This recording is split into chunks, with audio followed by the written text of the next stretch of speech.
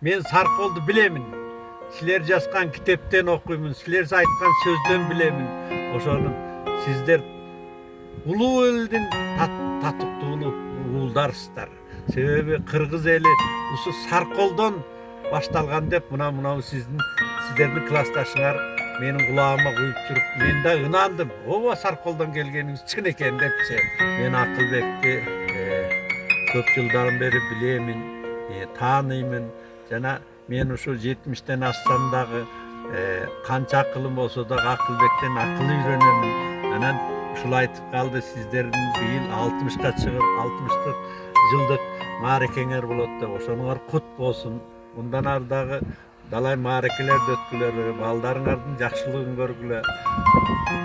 Эң эле кубаныч ата-эненин кубанычы балдардын жакшылыгын көрүү дейт. Ошо ийгилигин көргүлө. Ошо эл соокто болгула.